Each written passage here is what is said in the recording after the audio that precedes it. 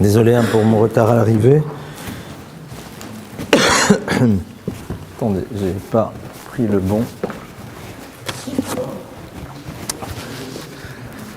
Donc nous venons de terminer Pessah et nous allons reprendre un petit peu le cycle des différentes lectures. Et cette semaine donc on est dans une paracha dans laquelle il y a deux éléments a priori totalement disparates, qui n'ont rien à voir l'un avec l'autre, qui sont côte à côte. Et le thème de ce soir, comme il était annoncé, va être donc tout ce qui a trait à l'univers de la cacheroute. Alors, on va commencer tout d'abord par le point de départ de ce texte. Le point de départ, c'est Vayi Bayam Hashmini, Kara Moshe, l'Aaron Ulvana Ulzikne Israël. Ce fut le 8e jour. Moshe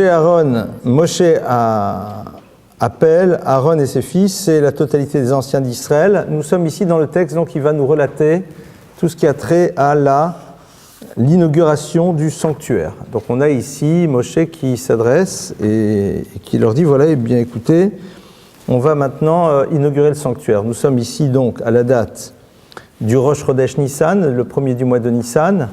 C'est le 8e jour de tout un processus. Et donc Moshe va dire, voilà, on met en place un processus qui va être l'inauguration du sanctuaire, qui est donc le préambule quelque part du temple de Jérusalem. Donc on a un descriptif de tout ce qui doit se passer. Et le texte nous dit que voilà, donc il y a un certain nombre d'offrandes qui sont amenées, et puis brusquement, un événement surprenant se passe, c'est le feu céleste qui commence donc à se poser sur le misber. Donc on a déjà un événement assez incroyable qui est en train de se mettre en place. Et il y a ce feu divin qui arrive. C'est assez impressionnant. Et tout de suite après, le texte nous dit que nous avons les fils de Aaron, deux de ses fils, deux de ses quatre, qui s'appellent Nadav et Avihu, qui viennent et qui prennent donc des encensoirs, qui mettent dessus de l'encens, qui mettent du feu. Et le texte nous dit « Asher lo tziva Hashem », que Dieu n'a pas ordonné. Et il s'approche donc pour amener cet encens, et le texte nous dit, c'est immédiat, « Vatetze hashmini lifnei Hashem adochal otam yamutu lifnei Hashem », un feu sort, qui les dévore littéralement, ils meurent. Alors ils ne sont pas brûlés vifs, on dit que c'est de l'intérieur. A priori, on ne comprend pas ce qui se passe, hein, c'est quand même assez bouleversant. Moshe, tout de suite derrière, dit à son frère, écoute, c'est assez incroyable ce qui vient de se passer, je pensais que si un événement pareil devait se passer, ça serait quelque chose qui m'aurait touché moi ou toi, dit Moshe. Mais il dit, je vois qu'au fond, eh bien, ce sont des gens encore plus élevés que nous. Bon, surprenant. Aaron se tait. Et puis, tout de suite derrière, il pose des questions et il dit, mais alors qu'est-ce qu'il faut que je fasse maintenant, puisqu'il est dans un état dans lequel il commence un deuil, est-ce que je peux continuer à inaugurer? Moshe lui dit, voilà comment ça doit se passer. Très bien. Donc on est ici dans quelque chose d'un peu surréaliste. Et tout de suite après ça, Hachem parle à Moshe et à Aaron, toujours, et leur dit, vous allez parler aux enfants d'Israël, voici les animaux que vous pourrez consommer, ceux que vous ne pourrez pas consommer. Et on commence donc à voir le descriptif de tout ce qui peut être consommé, de tout ce qui ne peut pas être consommé, les animaux purs, les animaux impurs. Et la Torah s'étend donc sur, voilà, au niveau des poissons, au niveau des volatiles. On a ici quelque chose d'extrêmement curieux. Deux textes, un qui est bouleversant, dont on ne comprend pas véritablement ce qui se joue, et puis tout de suite derrière, un autre texte qui nous dit, voilà, ben maintenant, en fait, on va vous parler de cacheroute. Pourquoi ces deux textes sont-ils côte à côte? Est-ce que l'un éclaire l'autre? Qu'est-ce qu'ils veulent dire? Alors, si vous le voulez bien, on va d'abord essayer d'analyser très très rapidement le premier texte. Ce n'est pas le thème de ce soir, mais j'avais envie de commencer par ce texte parce que si on essaye de comprendre ce qui se passe dans le premier, on va peut-être réaliser ce qui se joue dans le second. On est ici donc à un moment fondamental qui est le moment de l'inauguration du sanctuaire. L'inauguration du sanctuaire, c'est quoi? C'est le moment dans lequel on va se retrouver dans une des choses les plus complexes qui soit du judaïsme. Un lieu réservé à Dieu. comment peut-on imaginer un lieu réservé à Dieu? Melo kolaretz kovodo, il remplit l'univers de sa gloire, il est à la fois memale kolamim besavev kolalmim, dit le Zohar, il est à la fois celui qui est à l'intérieur de l'univers et à l'extérieur de l'univers, un créateur qui est dans sa création, à l'extérieur de sa création, déjà un concept complexe. Il est Ensof, comme on le dit, il est totalement illimité, il est dans l'infini, et puis en même temps on dit voilà, il va y avoir un lieu. Donc déjà, le jour de l'inauguration du sanctuaire, c'est très curieux ce qui se passe. C'est-à-dire on introduit un concept que l'on va traduire après dans la Kabbale comme la notion du Tzimtzum, c'est-à-dire Dieu se rétracte, traduction, Dieu fait en telle sorte que l'humain puisse percevoir sa présence dans l'univers. On ne peut pas le percevoir dans sa globalité, mais on va pouvoir réussir à percevoir cette notion-là à l'intérieur de notre existence. Et ça passe à travers quoi? À travers un lieu qui s'appelle le sanctuaire. Et le jour de l'inauguration, il y a cette mort violente des deux fils de Aaron. Et tout de suite après, on parle de Kashrut. Qu'est-ce qu'il faut au fond, ces deux fils de Aaron? Pourquoi ils meurent? Qu'est-ce qu'ils ont fait? Et le texte nous dit Vaïkrivu esh zara asher lo tziva Hashem. Ils font quelque chose qui a priori est une faute vénielle. Ils amènent esh zara, un feu étranger que Dieu n'a pas ordonné. C'est-à-dire qu'en deux mots, ils ont pris une initiative.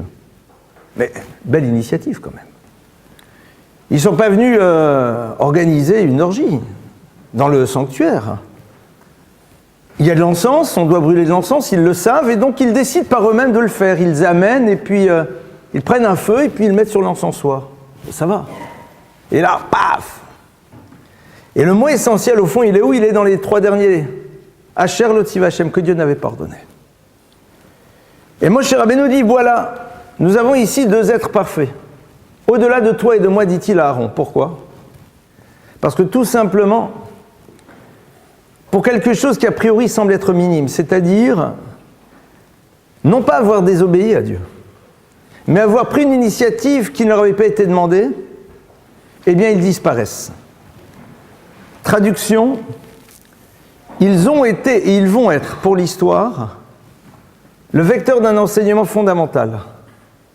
Qu'au fond, toute la problématique de la vie d'un juif, c'est savoir Asher Tziva Hashem, est-ce que Dieu m'a ordonné de le faire ou pas? Et même si je pense que ce que je fais va dans le sens de ce que Dieu attend de moi, est-ce que je suis sûr véritablement que c'est ce qu'il veut? Il y a quelque chose ici qui est extrêmement difficile à intégrer dans notre quotidien parce que on aime bien comprendre les concepts de manière globale et puis après les retraduire de la manière dont nous-mêmes on les comprend. On aime bien en effet dans la vie dire bon alors j'ai compris plus ou moins ce que Dieu attend, j'ai compris un petit peu ce qu'est l'esprit du judaïsme, j'ai compris un petit peu les choses, voire même j'ai beaucoup compris, je suis un intellectuel, j'ai compris le concept et puis maintenant je vais le retraduire comme je le comprends. Parce que c'est comme ça que je pense qu'il faut le faire. Et ici on est dans quelque chose qui est très très fin. Asher lo tziva Hashem. C'est Esh Zara, c'est un feu étranger. Hashem n'a dit non, tu l'amènes pas. Non pas qu'il t'a dit je ne veux pas, mais il t'a pas donné l'ordre pour l'instant. C'est-à-dire tu es dans un moment dans lequel l'enthousiasme te prend, tu as envie de servir le Créateur, tu as envie de faire quelque chose, et tu es obligé à un moment de te dire stop, c'est pas possible. Est-ce que Dieu veut que je le fasse ou pas? Ah mais moi je le ressens très fort, c'est pas ton problème. On ne va pas développer plus longuement ce thème parce qu'on est juste dans l'introduction ici de cette thématique de la mort des deux fils d'Aaron, puisque vous savez que c'est un texte qu'on lit le jour de Kippour. C'est-à-dire que la lecture de la Torah le jour de Kippour relate donc la mort des fils d'Aaron. Et disent les maîtres du Talmud, car le jour de Kippour, en se rappelant de leur disparition, si c'est quelque chose qui nous bouleverse, alors Dieu peut nous pardonner. Donc il y a d'autres choses qui se jouent là-dedans. Ce n'est pas le sujet de ce soir. En tout cas, le point de départ, il est où? C'est qu'avant de parler de Kashrut, avant de parler de ce que l'homme peut consommer ou ne peut pas consommer, la Torah nous relate un événement dans lequel l'humain a fait une erreur. C'est quoi Asher lo tziva Hashem? D'avoir fait quelque chose sur lequel Dieu ne lui avait pas ordonné.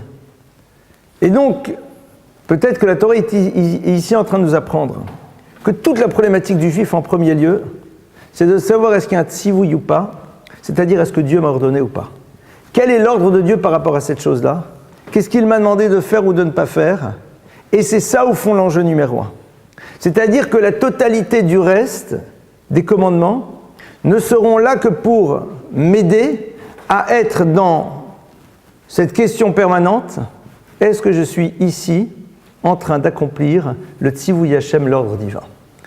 C'est sans doute une des choses les plus compliquées qui soit, parce que la Torah va me demander par ailleurs d'essayer de comprendre le concept. La Torah va me demander de comprendre la symbolique des choses. Mais derrière le concept, derrière le symbole, se joue quelque chose de beaucoup plus profond. La notion du tzivouï, la notion de l'ordre.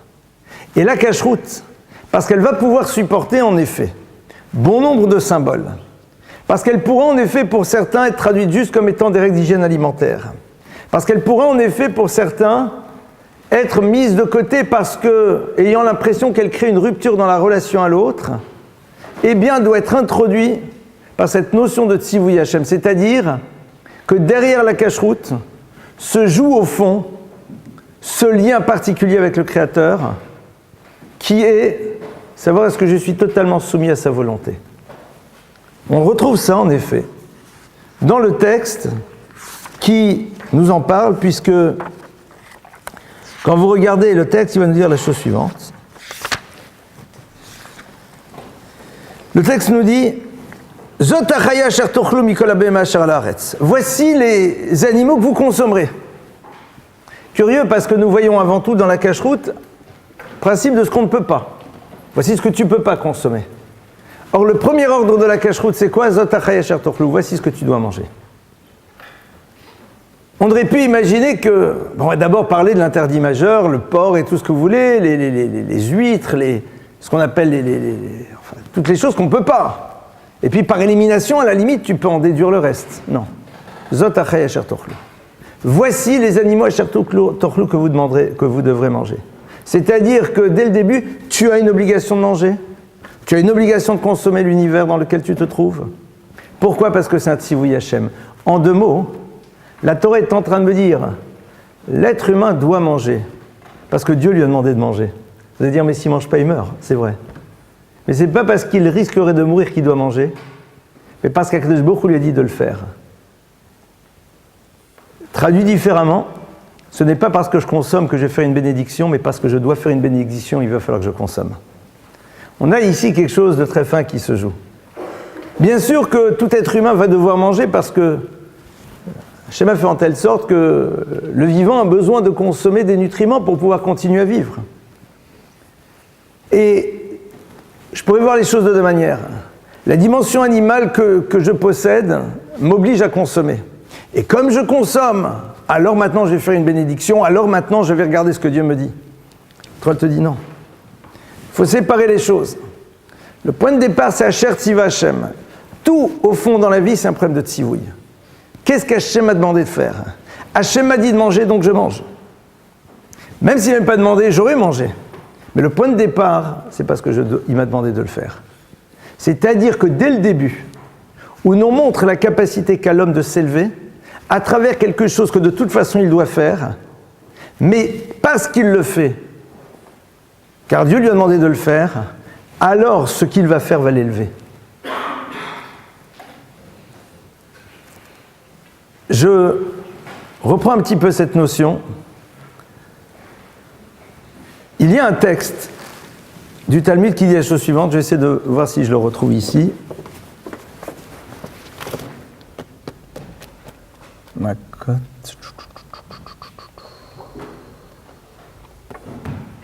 Non, malheureusement pas, c'est dommage. Ils y sont pas tous, ils sont pas complets. Bon, alors je vais vous le dire. Quel dommage, pourquoi il n'est pas là. Bon, il y en a un autre que je vous dis citer tout à l'heure. La Gemara nous dit la chose suivante à la fin du traité Makot. La Gemara nous dit Ratzak Kadosh Baruch Hu les Zakot et Israël et firachem lem Torah mitzvot shenemar Hashem chafetz umatzidko. Kadosh Baruch Hu a voulu donner d'un mérite au peuple d'Israël. C'est pour ça qu'il leur a donné un bon nombre de mitzvot de commandements. Dit le texte, quels sont les commandements? L'interdit de consommer du sang et des cloportes et autres scarabées. Je vais dire super. Parce que bien sûr, on rêve que de ça, bien sûr. On est tous des consommateurs de sang, de cloportes et autres scarabées.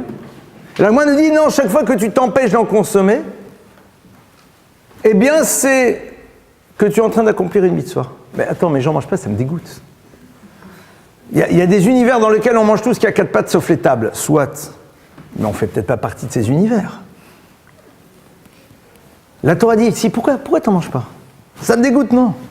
Hachem t'a dit, t'en manges pas. Pourquoi tu manges? Hachem t'a dit tu dois manger. Ah mais si je mange pas, je meurs, c'est vrai, tu as raison. Mais tu as la possibilité en effet de donner une dimension élevée à ta consommation en décidant que c'est ton programme et que c'est ce que Dieu attend de toi. C'est-à-dire que derrière le geste le plus évident, le geste le plus nécessaire de l'existence, je peux m'élever. C'est-à-dire que derrière la cache-route se cache une idée fondamentale, c'est que la totalité des mouvements que j'opère dans le monde peuvent être le support d'une élévation. À partir du moment où je vois derrière la volonté d'un créateur. Et donc c'est la raison pour laquelle, pas la raison, c'est une des raisons pour laquelle, juste avant de parler de cache-route, Asher lo tziva Hashem, on dit, le drame de Nadav et Avihu, même s'ils ont fait quelque chose qui a priori c'était rien, lo tziva Hashem, il n'y avait pas de tzivouï. Ça veut dire qu'au fond, toute la vie, elle va s'organiser autour du tzivouï. Et le premier tzivouï, le premier ordre, c'est quoi? Zot achay asher tochlou, voilà ce que tu dois manger. Mais dis-moi, est-ce que je peux pas? Non. Parce que quand tu manges, tu es en train d'accomplir une mitzvah. Au moment où tu manges, tu es en train d'accomplir une mitzvah. Quoi? Celle que Dieu t'a donnée, qui est quoi? De consommer. Certains vont dire, ok, d'accord, mais après la cache-route, c'est là quand même pour priver l'individu d'un certain nombre de choses. Pas si sûr. L'Agma nous dit, dans Choulin, la chose suivante, ça. L'Agma nous dit dans Choulin, tiens, généralement ça capte pas. L'Agma dans Choulin nous dit, j'espère que je vais le retrouver. Alors, voilà. Attendez.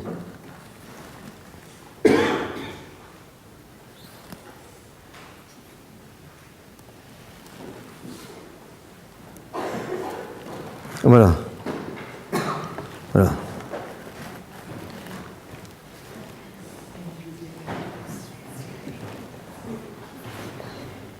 Alors, à Marley, il y a l'État, le Rav Nachman. Il y a une femme qui s'appelle Yaleta.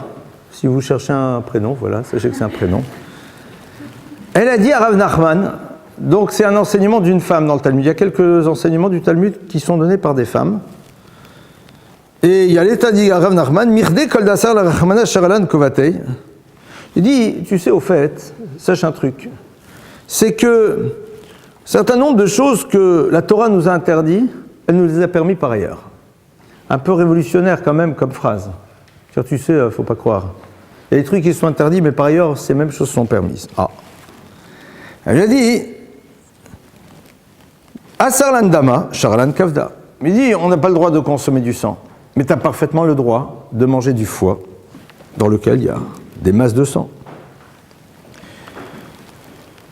Et après, donc, elle dit, le porc, pas de problème. Mocha de shibuta, t'as qu'à manger de la cervelle du shibuta, qui est un poisson particulier, qui a exactement le même goût.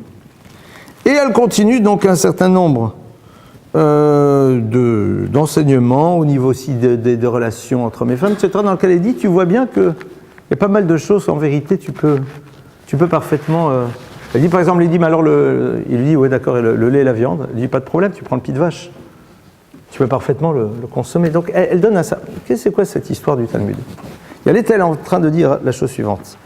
Elle dit, tu sais, faut pas croire. La Torah n'attend pas de toi que tu ne profites pas d'un goût. Donc c'est-à-dire que derrière ça, hein, c'est pas Dieu, il a dit, attention, t'as pas le droit de profiter d'un goût. Et on va essayer de comprendre pourquoi certaines nourritures sont pas consommables. On a posé la question au Chida et on lui a dit, dis-moi, dans le désert, le peuple d'Israël consommait de la manne. Vous savez que la manne, c'est cette nourriture qui pouvait prendre tous les goûts que l'on désire. Il lui a dit, dis-moi, et si on voulait le goût du porc? Il dit, pas de problème. La manne pouvait avoir le goût du porc, des huîtres, de ce que tu veux, de ce que tu as envie. Mais attends, c'est la manne, le porc, il n'y a aucun problème. C'est pas le goût qui est interdit. Alors qu'est-ce qui va se situer maintenant à l'intérieur de la nourriture non cachère? Donc on vient de voir que déjà, premier élément, c'était cette notion du tzivouï. Maintenant, derrière ça, il va dire, bon, mais maintenant, sache que Zot Achai Yashar Lo Tochlou, il y a un certain nombre de choses que tu ne peux pas consommer. Et on va nous donner donc un certain nombre de règles. Et parmi ces règles, donc, il va y avoir, vous les connaissez toutes et tous, au niveau des animaux, ceux qui ruinent les sabots fendus, les poissons qui vont avoir des écailles et des nageoires, et au niveau des volatiles, essentiellement ceux qui n'ont pas de bec crochu, enfin des rapaces et qui n'ont pas de serre, d'accord ? C'est-à-dire des oiseaux, on va dire, plus ou moins paisibles. Qu'est-ce que ça change au fond ? Qu'est-ce que ça change ? Le texte continue et nous dit « Alt tamu becholele venit metembam » Ne vous rendez pas impur par cela, venit matembam, et vous vous impurifierez. Et sur place, les commentateurs font remarquer la chose suivante, le Talmud, le mot de venit metem, en vérité, peut se lire venit tamtem. Et venit tamtem vient de la racine timtum. Et timtum, c'est quelque chose qui est un peu complexe parce que on dit d'une personne qui est metum temet, c'est quelqu'un qui est un peu à l'ouest, c'est-à-dire qui n'est pas véritablement dans la réalité du monde telle qu'elle doit être. Et les maîtres du Zohar vont nous dire qu'en effet, la nourriture va avoir une particularité, c'est qu'elle fait corps, qu'elle devient le corps de celui qui la consomme. C'est-à-dire qu'elle va faire littéralement partie de celui qui la consomme, les nutriments pénètrent l'individu, et il y a donc à partir de cela un certain nombre d'animaux qui ne peuvent être consommés par le juif, car leurs nutriments spirituels sont pour lui toxiques. Et donc ici, on touche quelque chose qui n'est pas simple à entendre et encore moins à accepter. C'est qu'en effet, l'être juif a une particularité, et que pour pouvoir sauvegarder sa particularité, il va devoir être vigilant par rapport à la nourriture qu'il consomme. Dans un monde dans lequel on a envie de se dire tous égaux, tous identiques, non. La Torah nous dit clairement non. La nourriture non cachère est toxique par rapport à l'être juif. C'est-à-dire qu'au moment où il la consomme, elle va être un élément qui bouchera ses capacités d'accéder à une certaine dimension spirituelle, et donc il ne peut la consommer. Donc ceux qui ont voulu voir des règles d'hygiène ou autre chose peuvent le faire. On peut voir en effet dans tous les fruits de mer ce que vous voulez, c'est vrai. On va voir un certain nombre de symboles. Mais on ne va pas être que dans le politiquement correct. On ne va pas dire, voilà, il y a plein de très jolis symboles, hein, c'est très beau, et on va en parler. Mais là, tu auras dit clairement, la nourriture non cachère ne convient pas au corps du juif. Elle convient au corps de celui qui ne l'est pas, mais celui qui est juif ne peut pas se nourrir de ça. Ici, on pose de manière radicale le fait qu'en effet, le klal Israël est inadapté à certaines nourritures qui, en effet, vont l'empêcher d'absorber les nutriments spirituels qui doivent être les siens.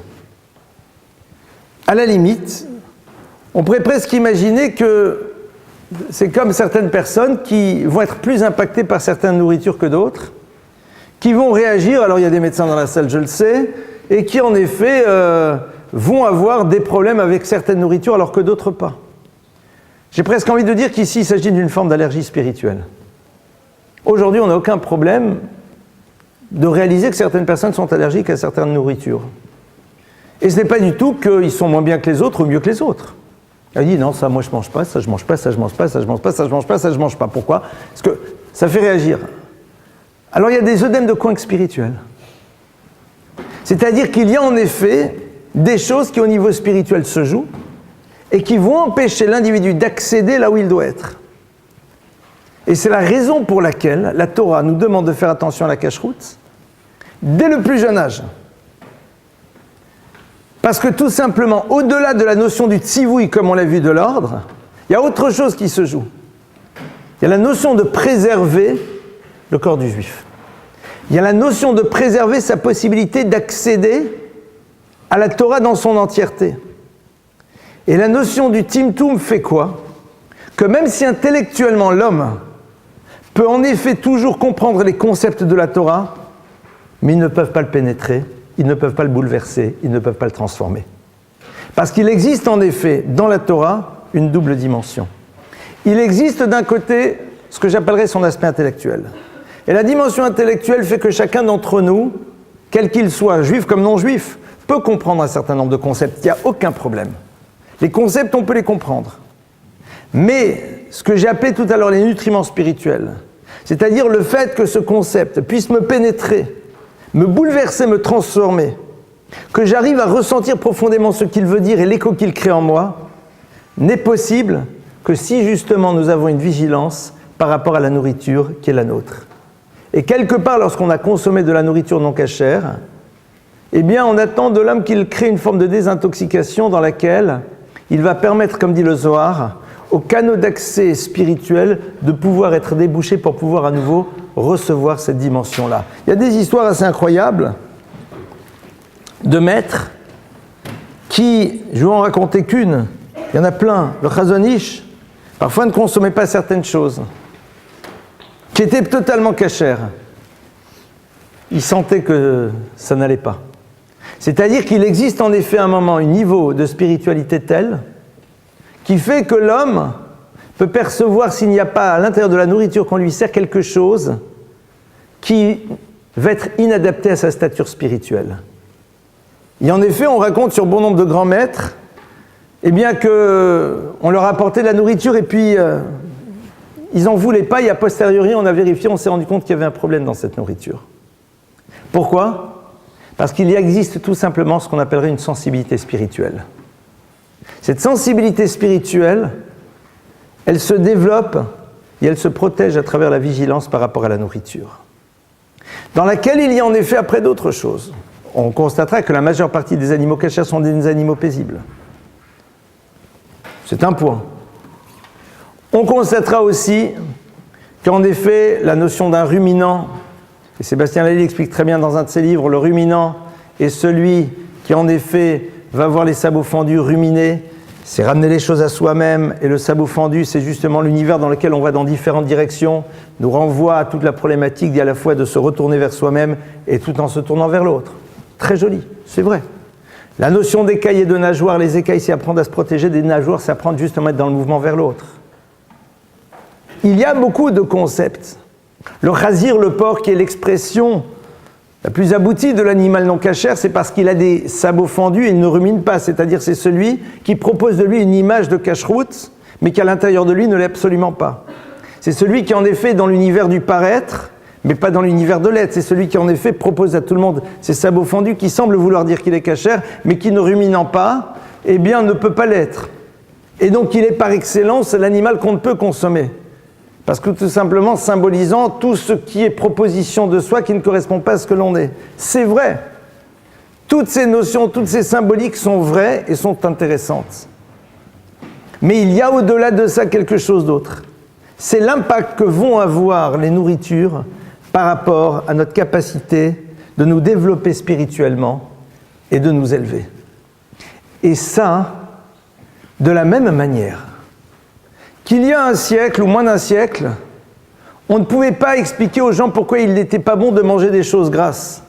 Parce que tout simplement, la médecine n'était pas encore capable d'expliquer en quoi cette nourriture qui semblait être si appétissante et si bonne était au fond extrêmement dangereuse pour l'organisme.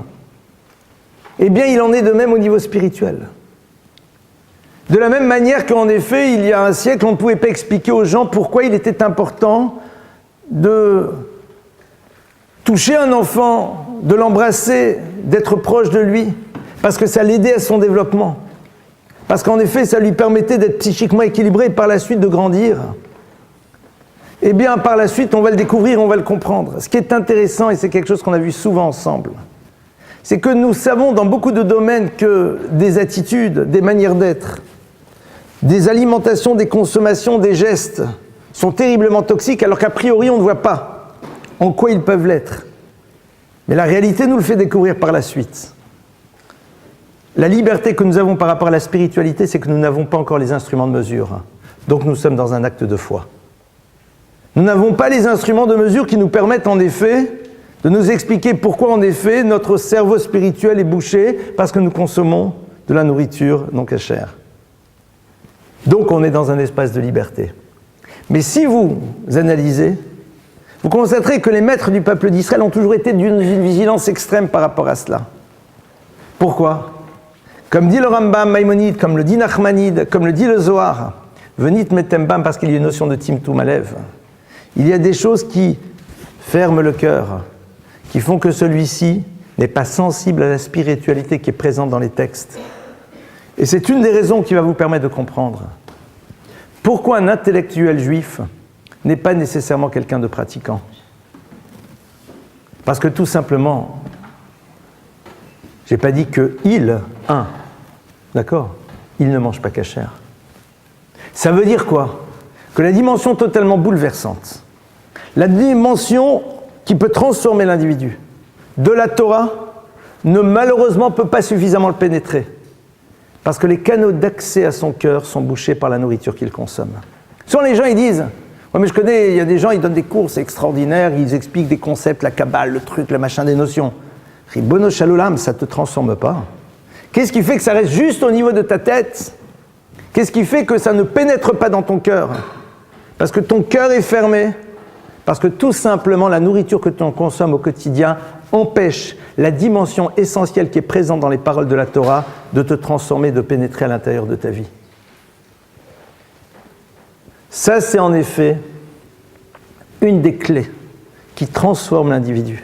Alors bien sûr, on peut être extrêmement réducteur, et malheureusement c'est vrai, voir que dans les problématiques de cache-route, souvent par la suite il va y avoir des affaires de business, qu'il va y avoir des affaires de gros sous, qu'il va y avoir en effet des affaires de surveillance X, Y, Z, etc., tel rama par rapport à tel rama, etc. Oui, c'est vrai. C'est en effet ce qui pervertit les choses, c'est sûr. C'est sûr. C'est le danger de la cache-route. Suivant l'expression de Manitou bien connue, la cache-route peut cacher la route à ce moment-là. C'est vrai. C'est sûr. Et la vraie question, c'est de ne pas utiliser le prétexte de quelque chose qui est perverti pour ne pas se tourner vers l'essentiel. Ça serait celui qui verrait le nombre de divorces pour justifier la raison pour laquelle il ne veut pas se marier. C'est celui qui verrait les enfants dans leurs difficultés d'éducation pour décider de ne pas en avoir. Ce n'est pas parce qu'à un moment, ces notions-là, en effet, pour certains, sont devenues quelque chose d'extrêmement technique, voire même lucrative, que pour autant cela fait disparaître ce qu'elles représentent. À nous de savoir si on veut utiliser ces prétextes. Oui, je vais vous dire, cet après-midi, j'ai fait mes cours, je vais vous faire un aveu. J'ai fait mes cours cet après-midi chez Lidl. Alors rassurez-vous, j'ai acheté des pâtes. Et à un moment, je suis passé dans les fromages. Et j'ai vu les prix. Et je suis passé après dans un magasin cachère. Et j'ai vu des mères de famille qui faisaient leurs achats. Et j'avais vraiment envie de les applaudir. De leur dire que la kavod. Elles n'avaient pas le look d'ultra-orthodoxe, loin s'en faut. Et je pense qu'elles savent quels sont les prix ailleurs, et j'avais envie de dire, mais c'est génial. C'est extraordinaire. La force que vous avez, le courage qui est le vôtre, d'aller de payer parfois 3 fois plus cher le même produit, parce qu'il est cachère et parce que vous pressentez qu'au fond c'est important. Moi je trouve ça absolument extraordinaire. C'est en même temps bouleversant. Parce que derrière, on se dit, c'est pas possible, le nombre de personnes qui sans doute ne peuvent pas manger cachère à cause des prix qui sont totalement fous. C'est vrai, c'est un vrai problème, et c'est dramatique. Ce qui n'est pas le cas en Israël. Hein. En Israël, la cache-route étant une cache-route de masse, comme aux États-Unis, les prix sont quasiment sont les mêmes. La France est une catastrophe. Une catastrophe absolue. Ça, c'est bouleversant. Et ça nous rend... Moi, j'étais admiratif. Et c'est incroyable. C'est-à-dire ce courage d'avoir un vrai budget parce que la Torah te dit il faut que tu manges cachère. C'est-à-dire qu'au fond, l'être juif ressent que cette cache-route-là, elle est fondamentale. Elle n'est pas un lieu dans lequel il ne doit pas, en effet, profiter de la vie. On va rentrer maintenant dans 2-3 points liés à cette cache-route. Tout d'abord, on a vu au niveau des animaux très rapidement les symboles. Il y a des éléments qui sont très intéressants au niveau de la consommation de la viande. Sachez qu'au début, la Torah est végétarienne. À la base, la Torah est pour À la base, on n'est pas censé manger des animaux. Pourquoi ? Parce qu'on considère que l'être humain, en consommant un animal, même si celui-ci rentrait dans le principe de la cache-route, va intégrer une dimension trop puissante d'animalité à l'intérieur de sa vie, et il en a déjà suffisamment, pas la peine d'en rajouter. Et au fur et à mesure, la Torah va permettre, parce qu'elle se va rendre compte qu'en effet, l'homme a ce désir de se confronter à quelque chose de très animal et de s'en nourrir. C'est là où en effet intervient la notion de la shrita, c'est-à-dire de tuer l'animal en faisant une bénédiction, c'est-à-dire de faire en telle sorte qu'au moment où tu vas rendre possible consommation de quelque chose qui est de la viande, donc c'est-à-dire de quelque chose qui te renvoie à ta pulsion animale, malgré tout qu'il y ait une dimension d'élévation avant en effet d'arriver à ce stade. D'où la raison pour laquelle on va devoir supprimer là le sang de l'animal. D'où la raison pour laquelle on va devoir faire disparaître. Pourquoi ? Parce que le sang représente dans la Torah cette dimension extrêmement humaine dans laquelle Dieu n'est pas présent. Pourquoi ? Un homme, quand je dis homme ici, ce n'est pas un homme masculin, un être humain, 3 éléments sont présents dans sa conception. Le Père, la Mère et Dieu. Le Père en hébreu se dit Av. La Mère en hébreu se dit Em. Av est composé de 2 lettres, Aleph 1, Bet 2. C'est-à-dire, valeur numérique de Av, le Père c'est 3. La Mère, M, Aleph 1, même 40, 41. 41 et 3, 44. Le 4 en hébreu c'est la lettre Dalet, le 40 c'est la lettre Mem, 44 c'est Dam, le sang. C'est-à-dire que lorsque vous parlez de sang, vous parlez juste de l'union entre l'homme et la femme, sans la présence du divin. Lorsque l'on parle de Dam, on parle en effet de l'expérience charnelle dans sa dimension la plus puissante. Et au moment où on va consommer de la viande, la Torah dit oui, c'est vrai. On peut comprendre ce désir, on va faire attention quand même à le limiter à minima. C'est-à-dire que tu vas extraire ce Dam, tu vas extraire ce sang. Et quelque part, la viande va être tolérée. Elle va être tolérée parce qu'on se rend bien compte que derrière ça se situe au fond l'univers dans lequel la consommation peut devenir bafrerie. Et c'est la raison pour laquelle le Ramban va nous dire que Doshim Tiou, quand le verset de la Torah nous dit « Soyez saints », Kadesh atzmecha bemutar lach, sanctifie-toi dans ce qui t'est permis. Parce que derrière la cacheroute se trouve un danger majeur qui est tout simplement, pardonnez-moi l'expression, de ne plus manger cachère mais de bouffer cachère. C'est-à-dire de se retrouver dans un système dans lequel je vais m'arrêter sur l'élément concret de ce que je mange qui est en effet cachère, c'est-à-dire apte, mais que j'oublierai totalement l'enseignement que je dois en prendre. Et donc, c'est vrai que je ne bloque pas l'accès au spirituel, mais la relation à la nourriture que je vais avoir m'empêchera d'avoir le désir d'accéder au spirituel. Parce que tout simplement, ce qui m'intéressera, c'est avant tout ma consommation et rien d'autre. C'est-à-dire qu'on peut se retrouver dans une forme de paradoxe, dans lequel l'individu, en mangeant cachère, se donne la liberté de pouvoir recevoir les nutriments spirituels de la Torah, de son étude, mais parce que la nourriture représente une finalité et la manière dont il la consomme le prouve, il n'aura jamais accès à ça. Parce qu'il montre bien que ce n'est pas ce qui l'intéresse. Et donc on est dans quelque chose qui est une forme de contradiction, voire même un gâchis énorme. Tu es en train de bouffer cachère, c'est-à-dire tu es en train d'un côté de te donner la possibilité de recevoir les nutriments spirituels d'une Torah que tu apprendrais, mais la manière dont tu manges fait que cette Torah-là, tu n'y as pas accès. Parce que tout simplement, elle ne t'intéresse pas. La preuve, c'est ce qui t'intéresse, c'est ta consommation ici et maintenant. Il y a une forme presque de contradiction terrible là-dedans. D'où la raison pour laquelle on nous demande de faire des bénédictions. On nous demande de faire des bénédictions pour nous rappeler que la finalité de la nourriture, c'est de pouvoir nourrir un corps qui lui-même a un sens. Le corps étant le véhicule de l'âme. Et en faisant attention à notre corps, nous révélons l'importance que nous donnons à l'âme. En ayant du plaisir en consommant, nous avons une reconnaissance vis-à-vis de celui qui en est à l'origine, dont nous nous rapprochons de lui. Oui, dans cette perspective-là, ça existe. Au moment où tu vas consommer, tu vas vivre une expérience de jouissance, mais qui n'est pas là pour créer une finalité dans ta consommation, mais pour en faire un lieu d'élévation. Comment ? Parce qu'elle te permet d'avoir de la reconnaissance vis-à-vis de celui qui en est à l'origine. Comme on l'avait vu un jour dans un cours, vous vous rappelez sur le plaisir, que le plaisir dans la Torah est fondamental, parce qu'il est le créateur de la reconnaissance vis-à-vis de celui qui en est à l'origine, et donc qui crée un lien avec lui. Et ça, c'est ce qu'on peut faire au moment où on mange cachère. Si on fait attention justement de manger cachère et de ne pas bouffer cachère. Pardonnez-moi l'expression. Et c'est malheureusement ce que l'on va voir parfois. Le texte nous dit qu'à un moment, Elohehem bitnem, que leur divinité c'est leur propre vente. Et parfois on va utiliser le prétexte de la fête et du Shabbat pour pouvoir justifier un désir de consommation. Et donc on est complètement à l'extérieur des choses. C'est-à-dire si Lorsque nous évoquons Shabbat, nous pensons tout de suite au gefilte fish ou à la dafina suivant les origines, c'est-à-dire qu'on est passé à côté de l'histoire. Il va y avoir en effet cette notion de nourriture cachère qui va nous permettre d'avoir accès à ces nutriments spirituels de notre étude. Il va y avoir en effet l'expérience du plaisir qui va nous permettre d'avoir une reconnaissance et donc un lien vis-à-vis de celui qui est à l'origine. Et puis c'est au fond ça, ce que l'on attend de nous. Maintenant, juste encore, un élément qui est intéressant. Deux choses. Il va y avoir, les maîtres d'Israël vont à un moment créer un certain nombre de xérotes, c'est-à-dire de décrets sur la nourriture.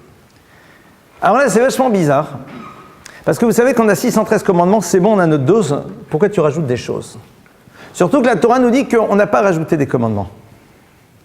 Or, dans le Talmud, à un moment, ils vont débarquer, ils vont dire « Tu n'as pas le droit de consommer le pain des non-juifs, tu n'as pas le droit de consommer l'huile des non-juifs, tu n'as pas le droit de consommer le vin des non-juifs. » Pourquoi? Le vin du goy et le vin du juif, c'est la même chose, mon frère. C'est le même raisin, c'est les mêmes vendanges, c'est la même chose. Manishtana, c'est du raisin dans tous les cas de figure. L'huile du non-juif, c'est la même huile que la mienne, c'est les mêmes olives, c'est les mêmes tournesols, c'est le même coton, c'est le même ce que tu veux. Son pain et mon pain, c'est le même. Si tu me dis oui, parce qu'attention, il peut mettre dans son pain éventuellement des graisses de porc et dans le mil, il peut mettre des trucs et dans le vin. D'accord. Mais le problème, il n'est pas là. Le problème n'est pas là. Et il nous dit, tu peux pas. Ma pitome.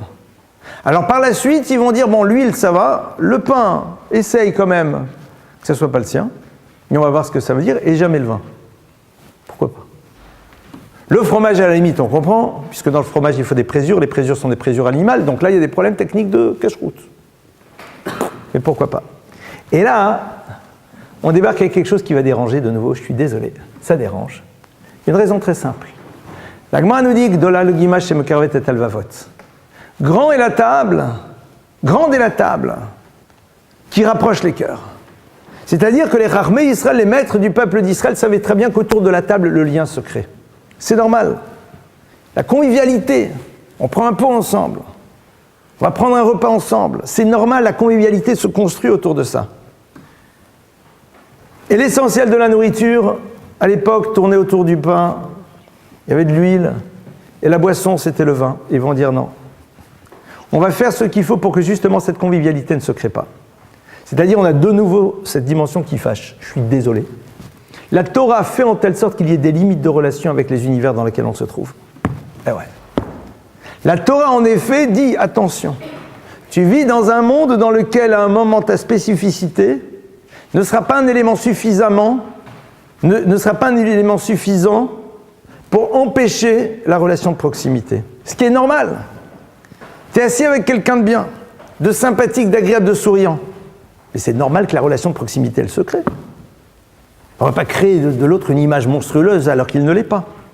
Parce que les Chachmei Israël savaient très bien qu'on va rencontrer dans l'univers toutes sortes de personnes qui sont des personnes super géniales et fabuleuses, mais avec lesquelles tu ne pourras pas construire ton histoire.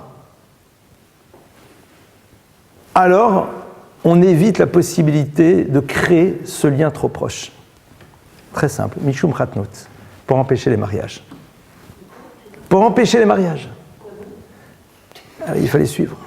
C'est-à-dire que, à un moment, vous avez ici, en effet, les Chachamim ont dit la chose suivante. Nous allons mettre en place un truc supplémentaire, alors que la Torah est contre les trucs supplémentaires. Pourquoi? Parce que derrière la nourriture va se construire, c'est évident, un monde de relations.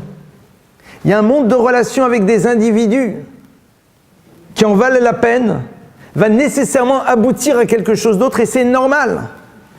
Et c'est normal. Alors qu'est-ce qu'on fait?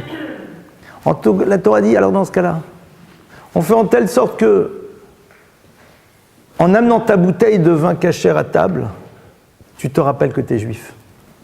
Parce que les gens vont dire, ouais mais, si c'est du vin cachère, alors je peux. Donc au fond, c'est du n'importe quoi. Vous savez, c'est la même chose que quand une femme mariée se couvre les cheveux. Au moment où elle se couvre les cheveux, elle se rappelle qu'elle est mariée. L'objectif, c'est pas qu'elle devienne moche. Tout le monde peut la regarder encore. Au moment où tu prends ta bouteille de vin cachère, tu te rappelles quel est l'enjeu au fond de ce qui peut se jouer dans cette relation. C'est-à-dire qu'on est ici, face à un geste nécessaire qui est là, pour rappeler la singularité de ton histoire. Et que quelque part, la singularité de ton histoire ne peut pas construire une histoire avec quelqu'un qui n'est pas impliqué dans cette singularité, c'est pas possible. Ça peut créer une histoire d'amour, ça peut créer ce que tu veux, mais pas ton histoire. Il y aura quelque chose qui ne se jouera pas là-dedans. Et c'est vrai que, à un moment, et comme on l'a vu tout à l'heure, au début de la cache-route, les nutriments spirituels de la nourriture vis-à-vis du juif et vis-à-vis du non-juif ne sont pas les mêmes. Parce que tout simplement, l'univers de la singularité fait que, à un moment, quelque chose qui est adapté à ma réalité ne sera pas adapté à la tienne. On le voit dans le monde de la médecine, on le voit dans le monde de l'allergie, on le voit dans tellement d'univers. Eh bien, c'est valable aussi dans l'univers de la nourriture. Dernier petit point, avant de passer aux questions. Dans la série de tous les animaux non cachers, pardonnez-moi, à un moment, il y a une très très belle leçon, c'est, on nous en cite, et puis on cite à un moment un oiseau qui est Chassida, qui est la cigogne. C'est un enseignement que j'adore. J'ai sûrement partagé une fois avec vous, mais c'est pas grave. On a le droit de radoter de temps à autre, ça fait pas de mal. La Chassida, c'est la cigogne. La Torah nous dit que la cigogne est un animal, est un oiseau non cachère. Question, pourquoi? Elle n'a pas les caractéristiques. Super. Mais moi, juste vous me donnez son nom à la cigogne, je vous dis qu'elle est cachère, a priori. Pourquoi? Parce qu'elle a un nom merveilleux. Un superbe nom.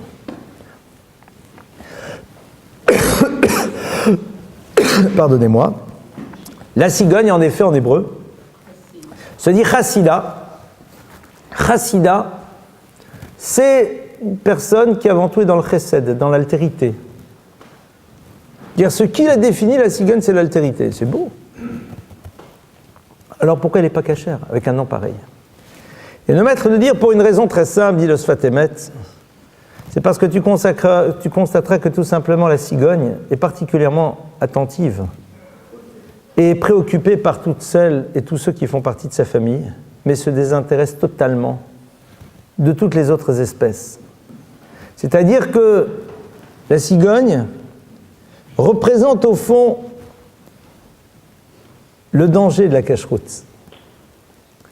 C'est que lorsque, en effet, la cache-route t'amène à n'être préoccupé que de ceux qui font partie de ton histoire, alors tu es sorti de la cache-route.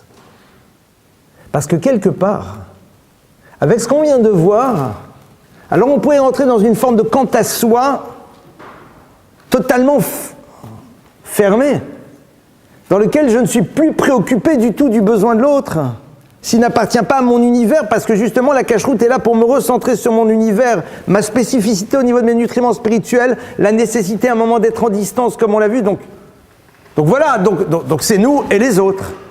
C'est vrai. Mais si ce nous, c'est nous et plus les autres, alors tu te vois très bel à l'oiseau, majestueux, bel échassier, etc., superbe, voire même qui développe à l'intérieur de son système quelque chose de merveilleux.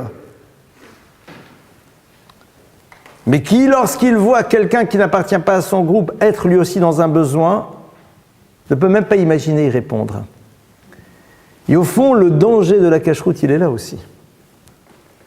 D'un côté, la cache-route renforce cette dimension de particularité, de spécificité qui est liée à l'être juif. Elle le renvoie à cette nécessité à un moment d'être dans une forme de distance minimale pour ne pas construire des situations impossibles dans lesquelles l'amour sera présent et dans laquelle la possibilité de construire une histoire qui a du sens dans sa globalité ne sera pas là. Mais derrière, qu'est-ce qui se joue?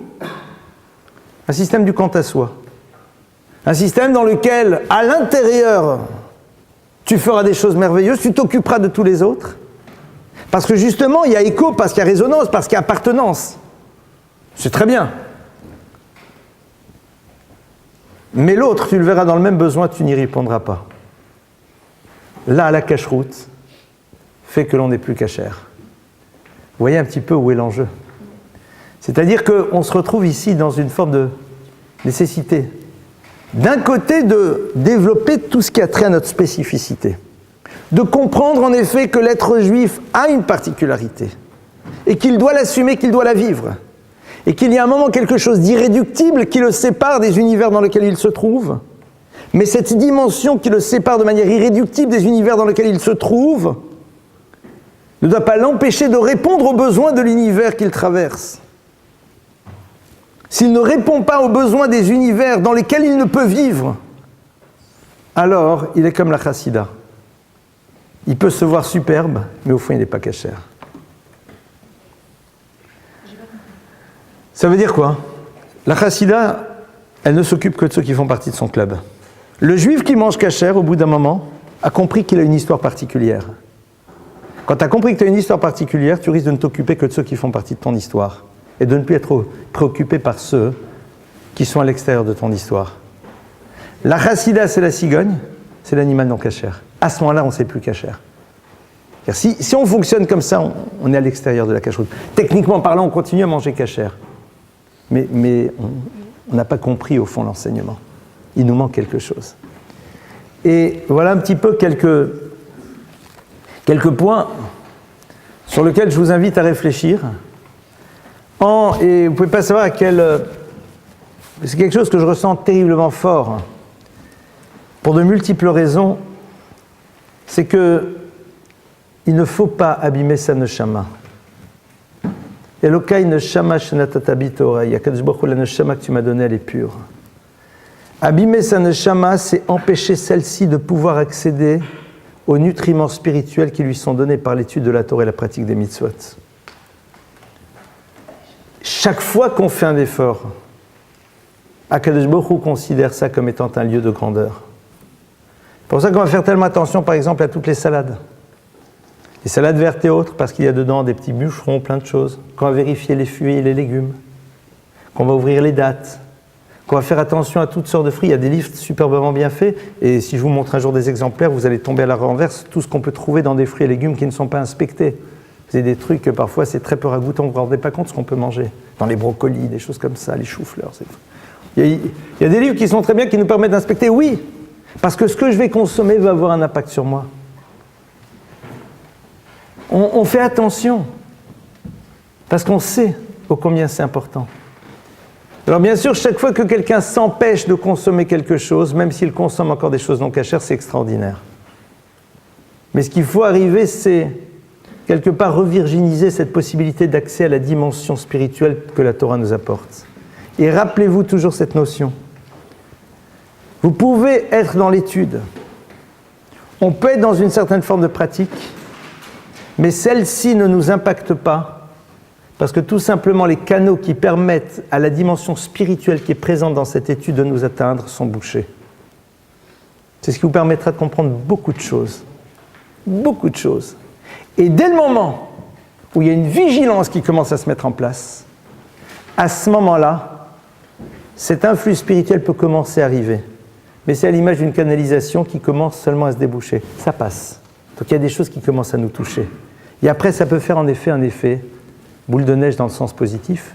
C'est que dès le moment où on est touché par ça, on ressent le besoin de faire en telle sorte de manger cachère. Et au fur et à mesure, les choses rentrent dans cette spirale positive. Voilà, c'est quelques idées que je voulais partager avec vous ce soir sur ce sujet, qui en effet me... Maintenant, sur les parties très techniques, quand même, je répondre. Surtout ce qui a trait la cache-route, le business et tout. Ce sont des nouveautés.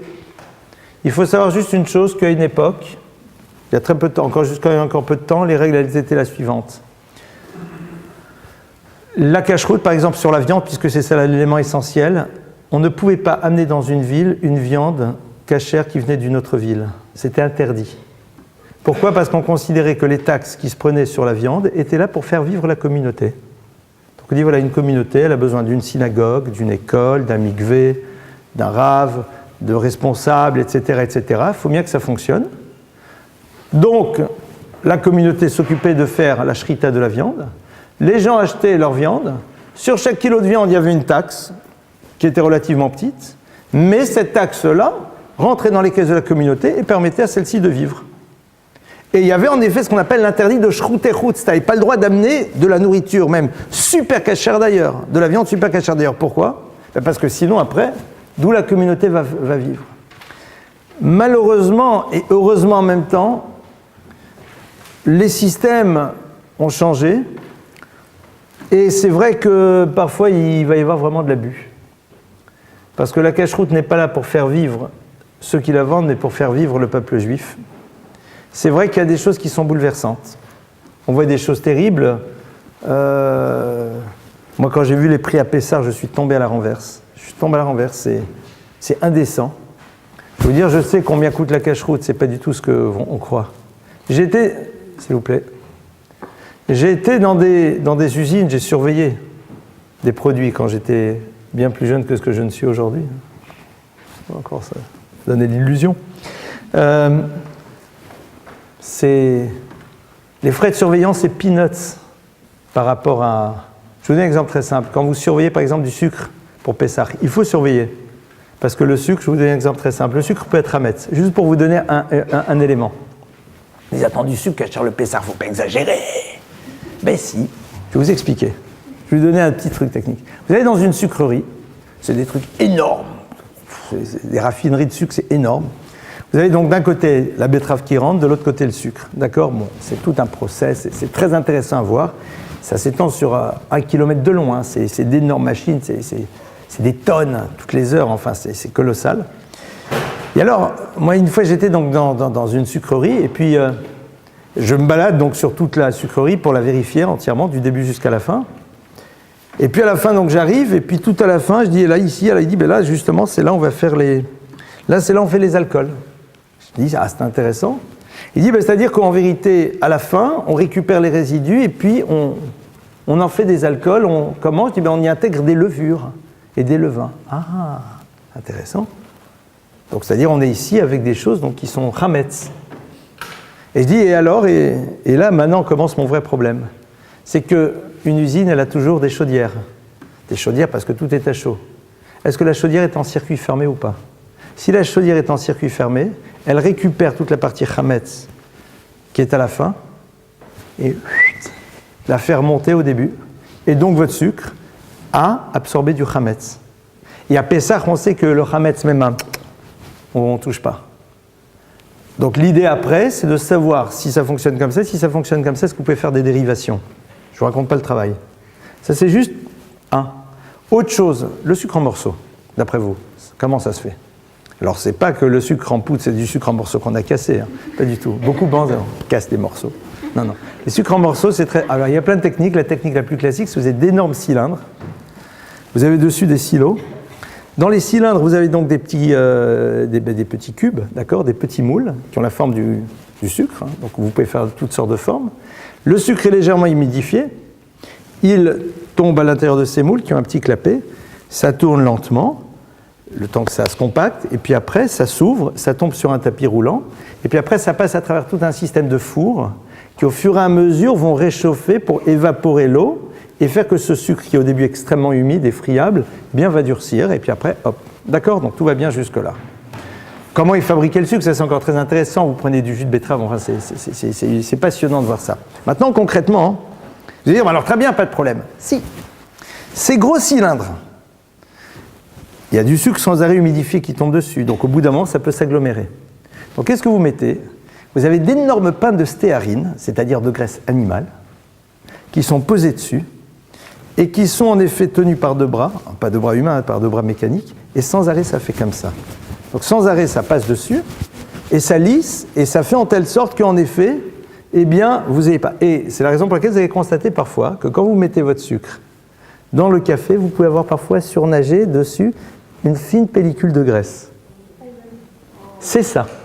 Alors, pour toute l'année, on considère que la quantité est infinitésimale et que donc si ça tombe dans ton café, etc. et tout, au niveau de la cacheroute, c'est jouable. Pour Pessah, c'est un peu plus compliqué. Ah, vous allez me dire, mais il y a d'autres systèmes, oui, c'est vrai. Mais ils sont beaucoup moins efficaces que ces pains de graisse. On n'a pas envie de consommer, on a envie de consommer que cachère et Pessah. Alors, on peut l'entendre.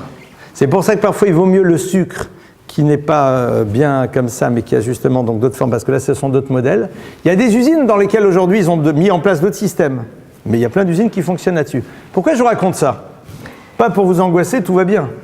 Mais pour que vous sachiez que, quand parfois, alors maintenant vous allez dire super, mais d'après vous, combien ça coûte de faire une surveillance pareille? Allez, même si celui qui vient travailler une journée pour le faire, on va le payer 300 € la journée, ce qui est sympathique. Et on va lui payer son billet de train en première classe. Allez, 500 €. En 2 heures, vous faites 5 tonnes. C'est peanuts. C'est rien. Donc sachez qu'en effet, malheureusement aujourd'hui, quand certains produits cachers sont chers, c'est malheureusement beaucoup plus une problématique de business que de surveillance. C'est la raison pour laquelle en Israël, où il y a de gros débits et tout, les produits ne sont pas du tout au même prix qu'en France. Il y a d'autres produits qui, objectivement parlant, coûtent plus cher, certains vins, parce que là, en effet, il faut mettre en place toute une structure autonome avec des chais, avec tout un nouveau matériel, où là, en effet, ce sont des choses qui, objectivement parlant, coûtent plus cher. Et parfois, il y a certains producteurs qui disent « Je ne suis prêt à m'immobiliser mon usine que si vous me payez tant et tant ». Il y a certaines usines, pour les cachériser, il faut 2 jours. Et immobiliser une usine 2 jours, il faut payer. Donc il y a certaines choses où on peut comprendre. Mais ce que je veux dire par là, c'est que la France a peut-être malheureusement un truc un peu particulier, c'est que le produit cachère est encore relativement cher, même si c'est plus la même chose qu'à l'époque, mais c'est encore que là-dessus, en effet, il y a beaucoup de choses à faire. Mais que parfois, ce que l'on croit des surveillances superflues, ce n'est pas si superflu que ça a du sens, il y a des choses qui sont dans l'industrie agroalimentaire qui ne sont pas aussi banales que ce que l'on croirait. Voilà quelques idées rapides sur ce sujet. On a quelques minutes pour répondre à vos questions. Oui. Alors moi j'ai 2 questions. Vas-y. La première, je voudrais comprendre la problématique du lait jamour. Est-ce que c'est un ordre de Dieu? D'accord. De voir du lait jamour. Et ma deuxième question, c'est est-ce qu'il y a une Ashgara qui prévaut sur une autre? Alors. Rav 4, Beddin, pourquoi il y en a qui prennent seulement Rav 4? Seulement Beddin. Alors, très bien. Première chose, le lait cachère. Le lait cachère, à la base, il fallait surveiller la traite parce qu'on pouvait soupçonner que les personnes puissent mélanger dans les fermes des laits d'autres animaux non cachers, du lait de jument, du lait de ce que vous voulez, d'ânesse et tout.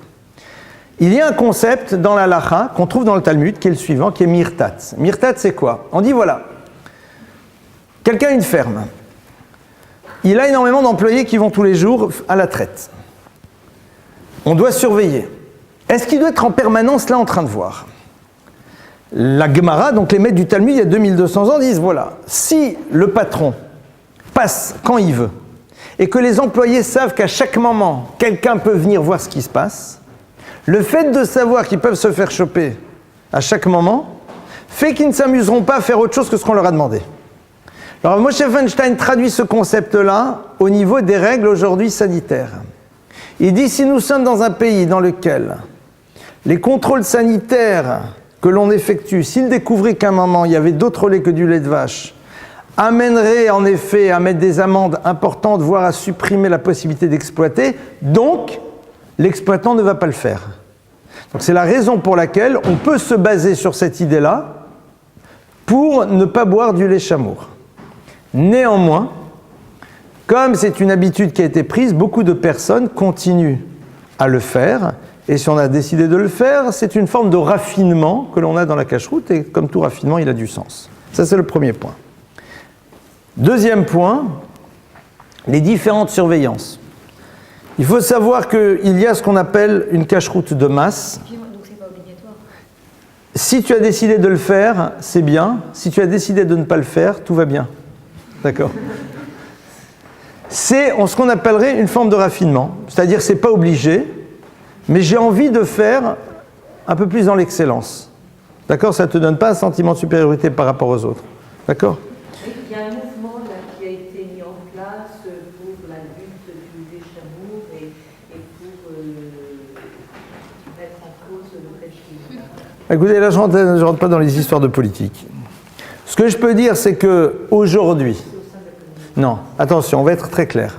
Aujourd'hui, il y a 2 choses. Il y a le lait. le lait chamour et le lait non chamour sont quasiment au même prix.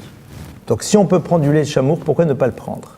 Au niveau des fromages, le problème ne se pose pas, parce que les fromages, de toute façon, dans leur immense majorité, ne sont pas cachers, vu qu'ils sont faits avec des présures animales. Donc de toute façon, tu es obligé de prendre du... Donc le problème, c'est quoi? C'est pour les glaces Gervais au lait, et autres, et les Kinder Bueno. D'accord?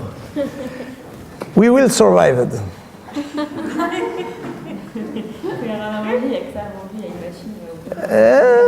C'est là où justement tu te rends compte qu'il ne faut pas se baser sur ce que tu as trouvé dans la machine. Voilà. Il y a ce qu'on appelle là-dedans une notion de raffinement, clairement. C'est tout. C'est-à-dire, c'est comme un jour quelqu'un, il voulait acheter une paire de téphilines. Il m'a dit, ça coûte combien? Je lui ai dit, t'en as 500 €, t'en as 1500. Il m'a dit, 1500 c'est cher. Je lui ai dit, t'as raison, c'est quoi ta voiture? Et qu'à un moment, on a le droit de vivre à son standing. On a le droit de vivre à son standing. C'est un standing supplémentaire. Ça ne te donne pas une dimension plus élevée que l'autre, mais à un moment, on ressent que... Et puis, si on peut le faire, pourquoi pas?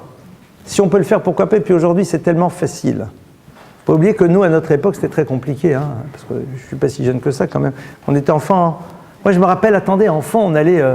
les bonbons cachers, ça n'existait pas. Et la majeure partie des bonbons non cachers, il y a de la gélatine. Et la gélatine, soit de poisson non cachère, soit d'autre chose. Ah, tu fais quoi? Ben, tu manges pas. Ça va, hein, grâce à Dieu, on a réussi. Il nous est bien salivé, hein, les petits nounours en guimauve et tout. Ben ouais. Ah, j'étais un peu traumatisé, la preuve, j'en parle encore. Mais c'est... Voilà. Après, les différentes surveillances, il ne faut pas s'angoisser. Généralement, toutes les surveillances sont bonnes, sauf il y a quelques rabbins des bois, dont on ne sait pas qui c'est, qui font des surveillances de manière ponctuelle, dont on ne sait pas ce qui se passe, et qui parfois sont des escrocs, clairement. Donc il vaut mieux prendre une cache-route reconnue d'un rabbinat reconnu. Tu as des rabbins qui sont des escrocs, clairement. Malheureusement, ça existe. Qui vont venir, qui vont mettre des tampons, ils n'ont jamais rien vérifié.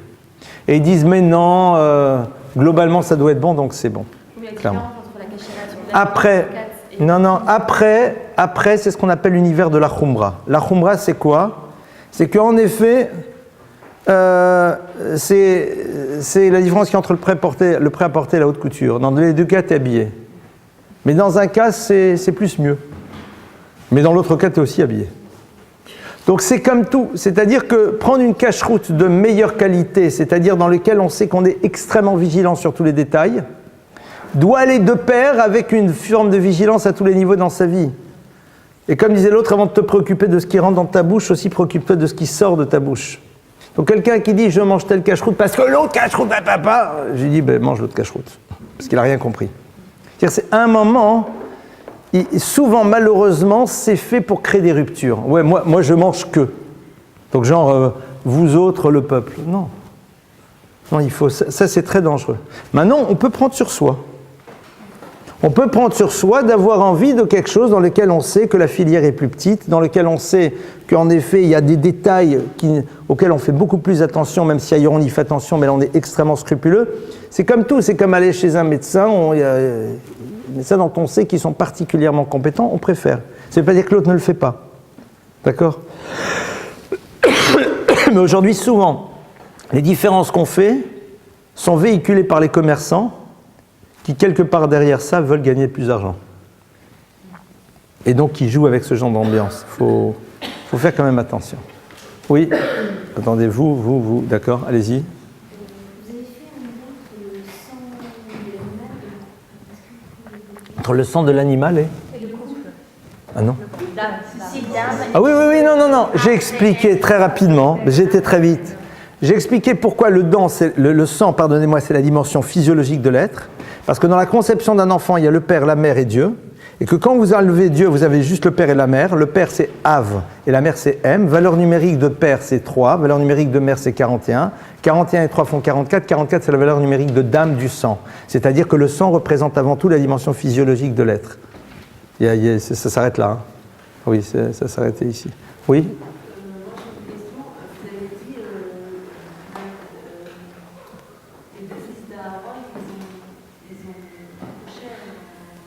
Quelque chose qu'on ne leur avait pas demandé. En même temps, Rachid dit, ils étaient, je pouvais y aller, écrivains, ils étaient célibataires. Ouais. Donc, peut-être que ça rapporte. Alors, j'ai précisé tout à l'heure, ce que vous dites est exact, j'ai précisé que je n'avais pas développé l'univers des fils d'Aaron. La Gemara nous donne 11 raisons différentes pour lesquelles ils vont devoir disparaître. Je me suis arrêté juste sur une, c'est tout. Il y en a 11 autres. 10 autres, oui. Vous avez dit que tout à l'heure que la grande, vous avez cité, grande est la table qui rapproche les cœurs. Et donc, dans un univers de cache-route au sein du peuple, la cache-route, elle est là aussi pour favoriser la route entre nous. Or, quand on cherche à aller dans le raffinement, à mettre de plus en plus de degrés dans la cache-route, ce que l'on peut constater, c'est souvent ensuite que les gens ne vont pas manger chez les uns, chez les autres, ça se passe dans les familles, ça se passe entre amis. Et donc, au lieu que ça soit grande et la table qui rapproche les cœurs, c'est la table qui sépare les gens. Ah oui, qui sépare les gens. Alors, je réponds très rapidement là-dessus. Moi, je mange même chez les gens qui ne mangent pas cachère. De manière très simple. Non, pas du tout. Quelqu'un ne peut jamais manger cachère, et quand je vais chez lui, on peut manger des choses qui sont totalement cachères. Achète un saumon fumé, on fait des salades de tomates, il y a plein de choses. D'accord? Donc, c'est-à-dire, vous avez dit, je ne peux pas vous inviter, je ne mange pas cachère. Je dis, d'accord, tu ne me feras pas de pot-au-feu, mon frère, mais on peut s'installer à table. Alors, on prend un beau service en carton ou en plastique, vous avez des très belles choses, etc. On peut manger. L'idée, justement, et ça, j'ai appris. J'ai dit, mais j'ai pas de problème. Et alors, ce qui est très marrant, c'est que souvent, les gens, ils vous gardent tous les emballages. Je dis, parfois, même l'emballage des assiettes. Je dis, ça va, mon frère, je te fais confiance. Tu m'as dit que tu allais acheter tel et tel produit cachère, donc on peut manger vraiment les chiens. D'abord, ça c'est un premier principe. Après, deuxième élément. Premier problème, c'est qu'il y a des gens qui pensent qu'ils mangent cachère, mais ils ne mangent pas cachère. Ils disent c'est cachère, monsieur le rabbin. Parce qu'ils achètent juste avant de cachère, mais leurs ustensiles n'ont pas été trempés au mikvé, ils ne font pas attention à la vaisselle, lait et viande, ou alors ils prennent certains produits, etc. Donc là, il y a un vrai problème objectif. La personne, elle est persuadée, alors en vérité, ce n'est pas vrai. Et c'est très embêtant parce qu'il y a des personnes, pour elles, manger cachère, c'est genre, j'achète la viande cachère.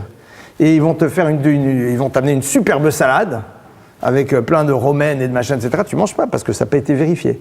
Donc là, il faut faire la distinction entre ce que les gens croient être cachère et concrètement le moment où ils ne le sont pas. Après, il y a le troisième point, la personne connaît, mais j'ai décidé de prendre une cache-route supplémentaire. Alors c'est là où en effet, dans certains cas, je n'ai pas à poser la question et je peux manger ce que l'autre mange. Par exemple, quelqu'un qui mange glatte. Glatte, ça veut dire d'un animal dans lequel, dans l'inspection interne des poumons, on n'a trouvé aucune adhérence. Lorsqu'il est invité chez quelqu'un qui ne mange pas glatte, il peut manger. Clairement. Il faut faire une distinction fondamentale entre ce que j'appellerais un réseau de cache-route. C'est-à-dire quelqu'un dit « je ne mange que de telle surveillance parce que je leur fais confiance et les autres je ne connais pas », où là en effet il a pris sur lui, et dans une surveillance, prendre en effet quelque chose qui soit d'un standing moins, ça on peut le faire. Je veux dire, tout le problème il est de savoir si on n'utilise pas ça souvent comme prétexte pour créer une forme de distance ou alors une forme de « moi je suis ce que tu n'es pas ».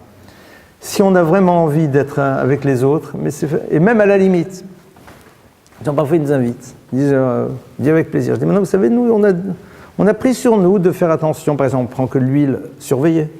On peut prendre de l'huile non surveillée, il y a plein de marques, mais bon, nous, on a pris sur nous. Alors viens, voilà, je te dis juste quelques petites choses auxquelles on fait attention. Et ne faites pas de la salade, parce que la salade c'est trop compliqué à truc, et voilà, etc. Et Mazal Tov, tout va bien. C'est un moment, il faut être simple, il faut dire les choses. Si vous expliquez aux gens qu'ils sont parfaits, juste, voilà, nous on a... C'est comme quelqu'un chez vous, il dit, vous savez, je suis désolé, je suis un peu allergique à telle et telle chose, ça ne vous dérange pas, faites attention de ne pas faire ci, pas faire ci.